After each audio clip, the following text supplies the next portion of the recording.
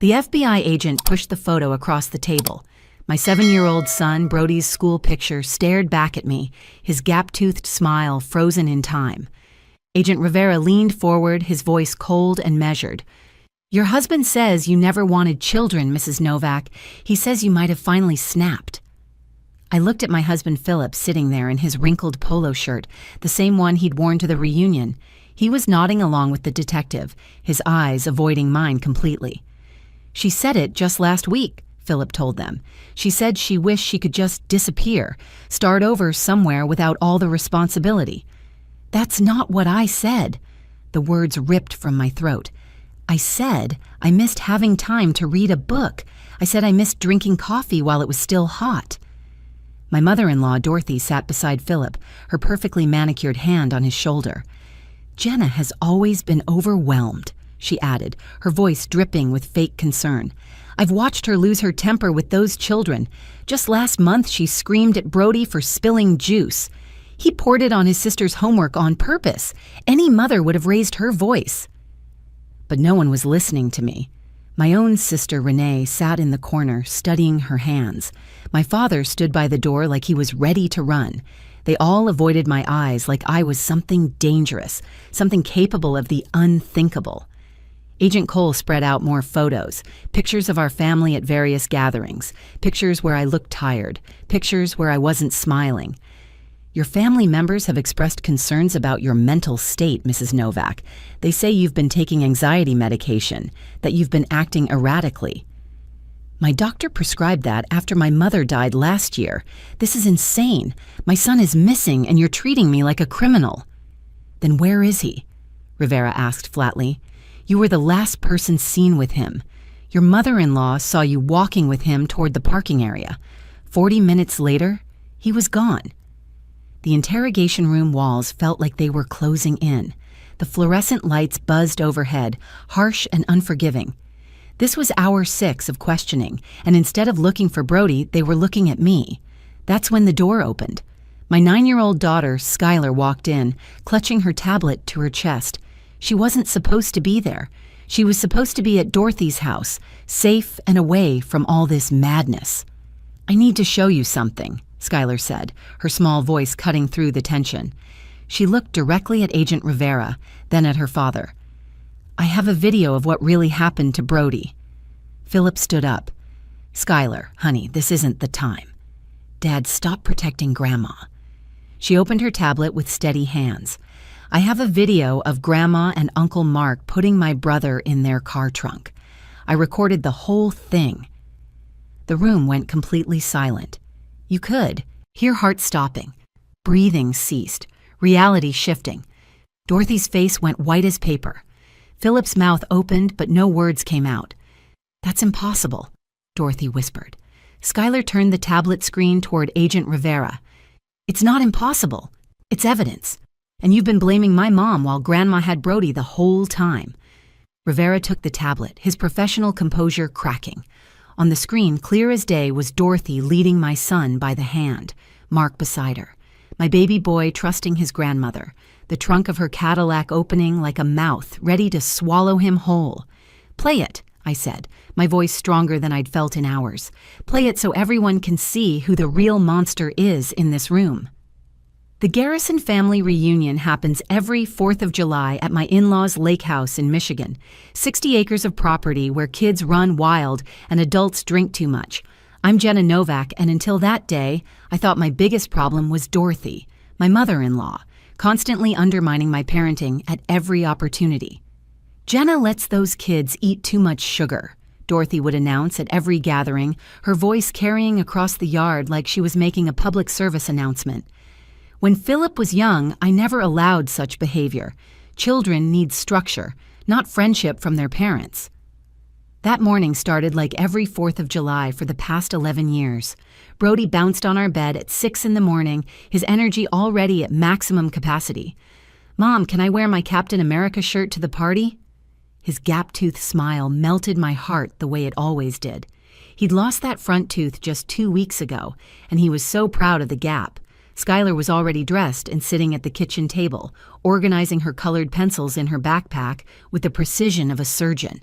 She never went anywhere without her art supplies and her tablet for recording what she called her nature documentaries. She'd been obsessed with David Attenborough videos lately, narrating everything in a British accent that made Brody giggle uncontrollably. "You sure you want to go today?" Philip asked me while shaving, his reflection meeting my eyes in the bathroom mirror. "You know my mother will just criticize everything you do. Last year, she made you cry over the potato salad." "She didn't make me cry. I had allergies," I lied, folding Brody's swim trunks into our beach bag. "Besides, it's family. We show up. We smile. We survive. That's what we do." Philip rinsed his razor and turned to face me. "We could say Brody's sick. Make an excuse. Your mother would show up here with a thermometer and a priest to perform an exorcism. You know that's worse than just going." He laughed, but it was hollow. We both knew Dorothy would find a way to make me feel inadequate whether we attended or not. At least at the reunion, there would be witnesses to her passive aggression. The drive took 3 hours through Michigan summer. Traffic. Philip played his favorite podcast about financial planning and investment strategies, while the kids watched downloaded movies on their tablets. I stared out the window at the passing farmland, mentally preparing my responses to Dorothy's inevitable criticisms. "Thank you for your concern. I'll take that into consideration." How interesting. My therapist had given me these neutral phrases to use instead of defending myself, which only gave Dorothy more ammunition. "Mom, can we swim first thing when we get there?" Brody asked, pulling out one earbud. "After we say hello to everyone, baby. Manners first, then fun." "Grandma Dorothy says manners are caught, not taught," he replied, and I bit my tongue hard enough to taste blood. "Grandma Dorothy says a lot of things," Skylar muttered, not looking up from her tablet where she was editing a video of butterflies she'd filmed in our backyard. "Be nice," Philip warned, but his heart wasn't in it. Even he knew his mother was difficult. The gravel driveway crunched under our tires as we pulled up to the lake house. It was a massive cedar-sided structure that Dorothy liked to call rustic, but had been renovated with every modern luxury imaginable. 43 relatives were already there, their cars lined up like soldiers along the curved driveway. The smell of charcoal and lighter fluid mixed with citronella candles meant Uncle Roger was already drunk and manning the grill. Kids splashed in the lake, while adults clustered around coolers full of beer and White Claw. The sound of classic rock drifted from speakers hidden in the landscaping. Dorothy had hired a DJ this year, apparently deciding that Roger's Bluetooth speaker wasn't sophisticated enough. Dorothy immediately swooped in before we even closed the car doors. She was wearing white linen pants and a navy blazer with gold buttons, looking like she was hosting a yacht club gathering instead of a family barbecue. "Philip, darling." She pulled him into a hug that lasted just long enough to be uncomfortable. Then she turned to me with that smile that never reached her eyes. "Jenna, I see you brought store-bought rolls again." "I made them from scratch, actually. Got up at 5 this morning to finish them." "Of course you did." Her tone suggested I was lying. "Well, they'll have to do. I've put out some proper bakery ones just in case." Mark appeared beside her, already holding a beer, even though it was barely noon.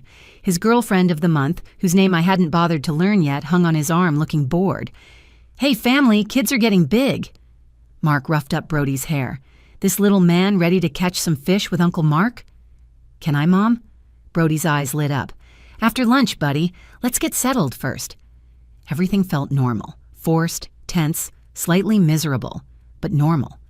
Our family's version of normal, anyway. By 3 in the afternoon, the heat was oppressive, the kind of Michigan humidity that makes your clothes stick to your skin and your temper short. I was in the kitchen refilling water bottles for the kids when I realized I hadn't seen Brody for at least 20 minutes. Not unusual at these gatherings where cousins formed packs and roamed the property like small wildlife, but something made me pause. "Skylar, where's your brother?" I asked, finding her under the willow tree with her tablet. She looked up from the screen where she was editing a video of dragonflies she'd filmed by the dock. "He was with Cousin Tyler by the tire swing. They were having a contest to see who could jump the farthest." The tire swing hung empty from the big oak tree, creaking slightly in the breeze. Tyler was now by the volleyball net with the older kids. "Tyler, where's Brody?" "I don't know, Aunt Jenna. He said he was thirsty and went to get a juice box. That was a while ago." The first prickle of worry started at the base of my skull. "How long is a while?" Tyler shrugged. "Maybe an hour?" I walked quickly toward the house, calling out, "Brody, time for snacks. Brody, I have cookies." Nothing. The house was full of adults escaping the heat, but no Brody. I checked every bathroom, every bedroom, the basement where the kids sometimes played video games. His Captain America action figure sat on the kitchen counter where he'd left it earlier, and that's when real fear kicked in. Brody never went anywhere without that toy. "Has anyone seen Brody?" I asked the group of adults gathered around the kitchen island. "Kids wander," Dorothy said, waving her wine glass dismissively. "Children need freedom, Jenna. You can't helicopter parent forever. He's probably found a frog to chase." "He's 7 years old, Dorothy. When did you last see him?" "You're overreacting, as usual. This is a safe space. Family only. What could possibly happen?" But other parents started to understand my concern. My sister Renee put down her drink. "I'll check the boathouse." My father stood up from his chair. "I'll walk the tree line." More family members joined the search. We called his name, checked every structure on the property. The tool shed, the old barn, behind the garage, inside every car. Philip emerged from the house, clearly annoyed by the disruption. "What's all the yelling about?" "I can't find Brody. No one has seen him for over an hour." "He's probably hiding. You know how he gets when you smother him. Last week, you wouldn't let him ride his bike to the corner store, and he hid in the basement for 2 hours. That's completely different, Philip. He was making a point. This isn't that. Something's wrong. You always assume the worst. And you always assume I'm overreacting." The search intensified. 30 minutes became 45, an hour. My chest was so tight I could barely breathe. Renee found his shoe by the parking area, just one shoe, his left sneaker with the Lightning McQueen laces. "This was by the gravel," she said, handing it to me. "Call 911, I said, my voice cracking. "Let's not be dramatic," Philip said, but his voice wavered now, the reality starting to sink in. Dorothy interjected, her voice sharp. "If you hadn't let him run wild all the time, Jenna, he'd know to stay close. This is what happens when children have no boundaries." "Your property is 60 acres, Dorothy. Where is my son?" "Don't raise your voice at me. This is your fault for not watching him properly." "I was getting water for all the kids. I was gone for 5 minutes." Clearly, that was 5 minutes too long. I wanted to scream at her, to shake her, but instead I dialed 911 myself. The sheriff arrived at 4:47 p.m., followed by state police, and by sunset, the FBI had taken over. They found no trace of Brody except that shoe and his action figure. No witnesses saw him leave. No strange cars had been spotted. Security cameras from the gas station 2 miles away showed nothing unusual. Agent Rivera pulled me aside as the sun set, the sky painted red like a warning. "Mrs. Novak, we need to discuss some concerning things your husband has told us." "What things?" "He says you've been struggling with motherhood, that you recently mentioned wishing you'd never had children." My blood turned to ice water. "That's not what I said. I made a joke about missing sleeping in on Saturdays. Every parent says things like that." "He also mentioned you've been taking anxiety medication, that you've had angry outbursts. Your mother-in-law corroborates these concerns. She says you were the last person seen with Brody." I looked across the room at Philip, who was talking to another agent, gesturing with his hands. Dorothy stood beside him, rubbing his back, both of them glancing at me like I was a suspect, not a mother whose child was missing. The FBI moved me to a separate room in the lake house, Dorothy's home office that smelled like leather and judgment. Agent Rivera and Agent Cole sat across from me like I was a criminal instead of a terrified mother. The wooden chair felt hard beneath me, and I could hear my family's voices through the walls, discussing me like I wasn't there. "Jenna," Rivera said, opening a notebook, "your husband claims you were the last person with Brody. He says you took him to get something from your car around 2:30 p.m. That's a complete lie. I was in the kitchen with at least 12 other people. Ask Aunt Margaret, ask Cousin Linda, ask anyone who was actually there instead of drinking beer by the pool. Your mother-in-law corroborates his story. She says she distinctly saw you walking with Brody toward the parking area, holding his hand. Dorothy hates me. She's been trying to break up my marriage since the day Philip proposed. This is insane." Cole leaned forward, his face sympathetic but firm.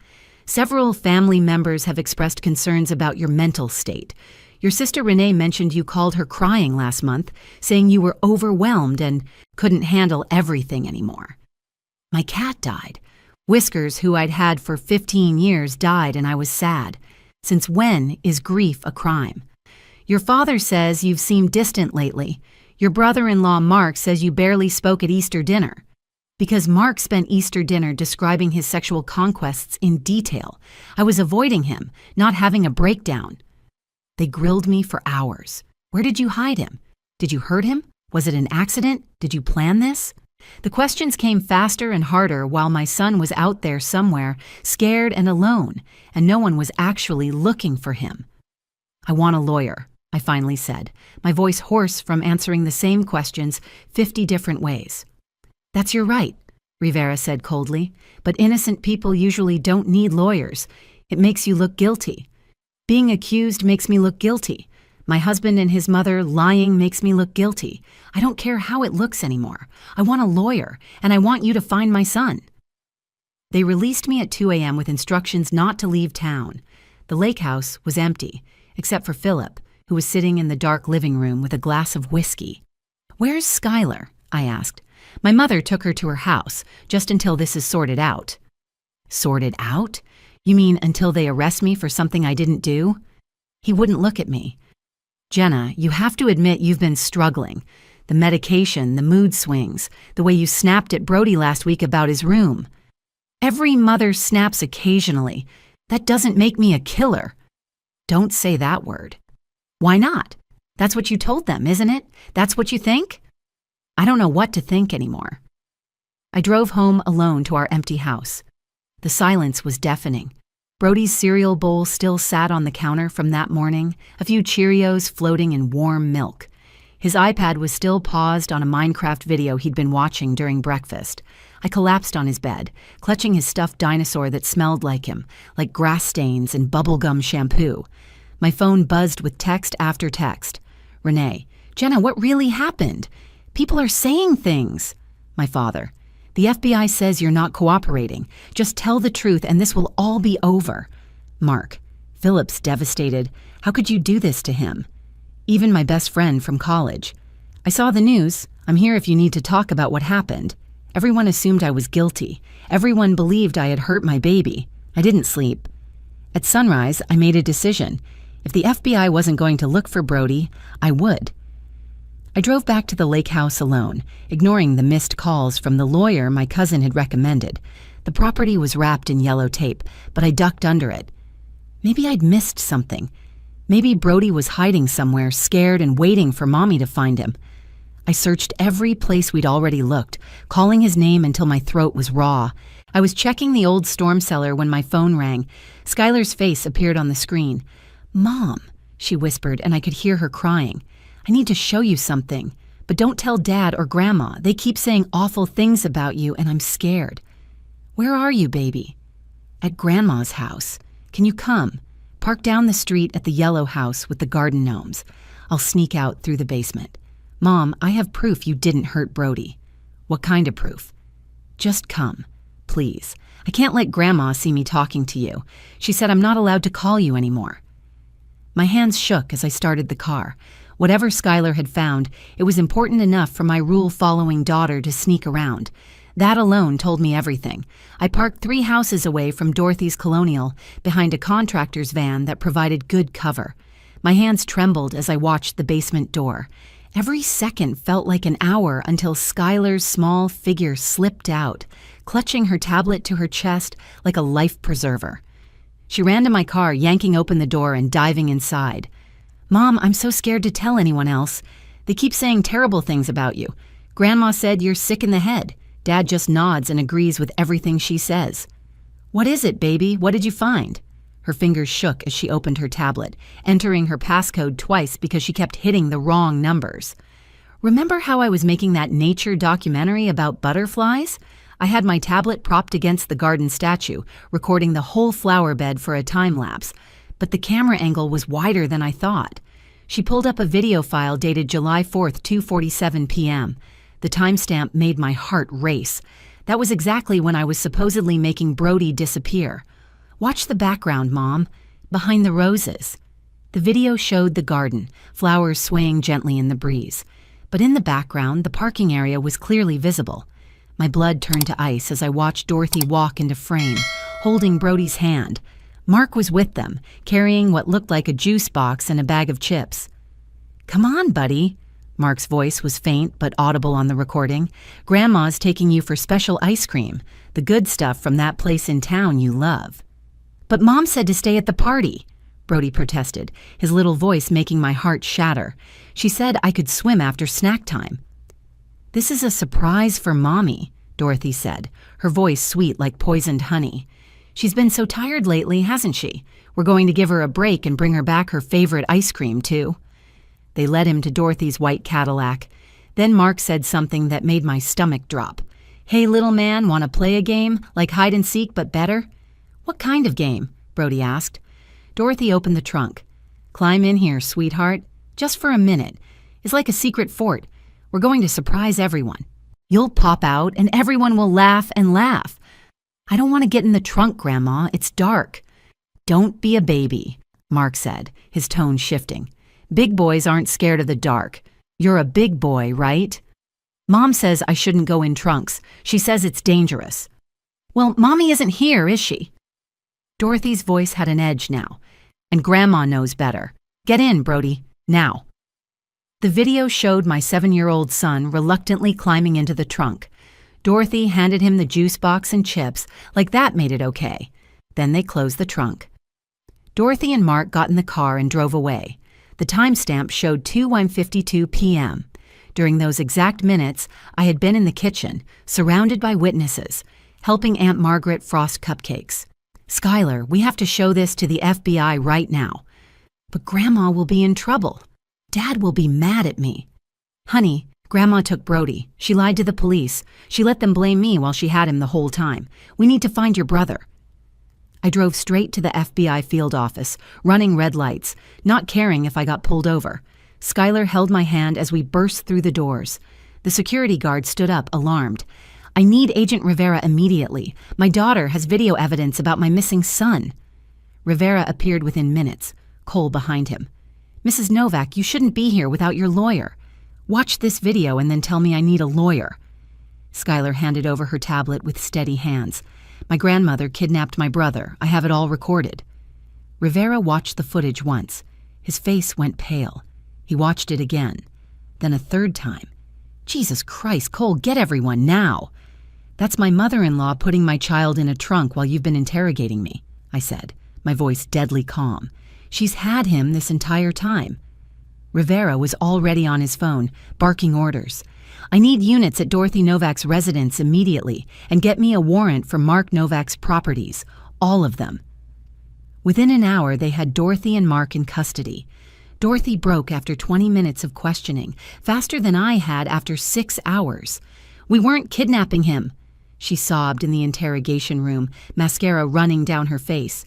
"We were protecting him. Jenna's unstable. She's on medication. She yells at those children. We took Brody to Mark's cabin to keep him safe until she could get help." "You put a 7-year-old in a trunk," Rivera said flatly. "Then you lied to federal agents. You let us investigate his mother while you had him the entire time.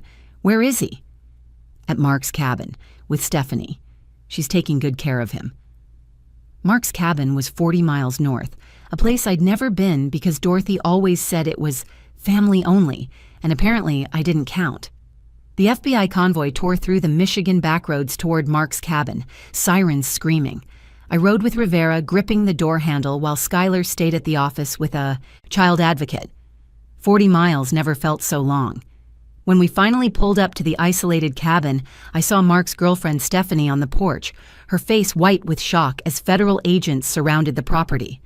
"Where is my son?" I screamed, jumping out before Rivera fully stopped the car. "He's inside. He's okay. I didn't know he was missing, I swear. Dorothy said you had a breakdown and needed a few days." I pushed past her into the cabin. Brody sat on the couch watching cartoons, eating cereal like it was any other morning.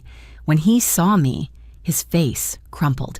"Mommy, Grandma said you were sick. She said I couldn't come home yet." He flew into my arms, sobbing so hard his whole body shook. "I wanted to come home. I wanted you. She wouldn't let me call you." "You're safe now, baby. You're safe. Mommy's here." "Grandma lied to me. She said you didn't want me around right now." "That will never be true, you hear me? I will always want you around. Always." The ride back was quiet except for Brody's occasional sniffles. At the FBI office, Philip stood frozen as they played Skylar's video on a large monitor. His face went through every emotion possible before landing on devastation. "I didn't know," he kept repeating. "I swear I didn't know. Mom said she saw you with him. I believed her. Oh God, I believed her." "You chose to believe her," I said quietly, holding Brody tighter. "You told them I resented having kids. You gave them ammunition to suspect me of murdering our son." "Jenna, I'm sorry. I was scared and confused. When Mom said she saw you, I just thought maybe you'd finally snapped from all the stress. So you immediately assumed I was capable of killing our child? That's what you think of me?" "I don't know what I thought. Mom was so convincing." "Your mother traumatized our son, and you helped her frame me for it." Dorothy got 18 months in federal prison for kidnapping and lying to federal investigators. At sentencing, she stood before the judge, still trying to justify herself. "I was protecting my grandchild from an unfit mother," she said. "She feeds them processed food. She lets them have too much screen time. She yells when she's frustrated. I was doing what was best." The judge's response was swift and harsh. "You put a 7-year-old in a car trunk. You let his mother be investigated for his murder while you had him. You traumatized that child and nearly destroyed his mother. Your actions were criminal, not protective." Mark got 12 months. During his allocution, the truth finally came out. They'd planned to keep Brody at the cabin for a week, then find him and claim I'd abandoned him there during a mental breakdown. They wanted to prove I was an unfit mother so Philip could get full custody in the divorce they assumed would follow. "She was never good enough for my son," Dorothy told the judge. "I was protecting my family's future." Philip and I tried counseling for 6 months. Dr. Patterson did her best, but some betrayals cut too deep. Every time Philip questioned my parenting or even mentioned his family, I saw him in that FBI office nodding along as they accused me of murder. Trust, once shattered into that many pieces, doesn't glue back together. We divorced a year later. I got full custody with Philip having supervised visitation. My trust in his judgment was gone forever. Skylar became my hero, though she'd probably roll her eyes at that description. Her quiet observation and love of documentation saved both Brody and me. "I knew you didn't hurt Brody," she told me one night as I tucked her in. "You cry when you accidentally step on his Legos. You cried when his goldfish died. You'd never hurt us on purpose." Her nature documentary won the Elementary School Film Festival that year. She added a dedication at the end. "To my mom, who taught me to always look for the truth, even when it's hiding in the background." Brody still has nightmares sometimes. He won't get in any trunk, even to help load groceries. Therapy is helping, but Dorothy's game left scars that will take years to fully heal.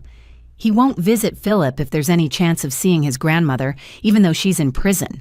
My family apologized profusely for doubting me. Renee cried for weeks. My father couldn't look me in the eye for months. But apologies don't erase that moment when everyone I loved believed I could hurt my child. We're cordial now, but we'll never be close again. Dorothy writes me letters from prison that I burn unopened. Mark moved to Florida after his release and hasn't contacted us. Philip remarried last spring to someone his mother would have approved of. Someone who probably makes homemade organic baby food and never raises her voice. Every 4th of July, instead of family reunions, we go camping. Just the 3 of us. Skylar films wildlife for her YouTube channel. Brody builds elaborate stick forts and tells anyone who'll listen that his sister is going to be a famous director someday. And I watch them, grateful for their trust, their love, and their unshakable belief in me when the rest of the world was ready to lock me away. Some stories end with forgiveness and reconciliation. Mine ends with truth and freedom. We're a smaller family now, but we're real. No lies, no manipulation, no conditional love. Just us 3 against the world, which is really all we ever needed. If you found this story compelling, please like this video and share it with others who might need to hear that family isn't always who you're related to, but who stands by you when the world turns against you. Comment below if you've ever had to choose between toxic family and your own children's well-being. And don't forget to subscribe to the channel for more true stories about survival, betrayal, and ultimately,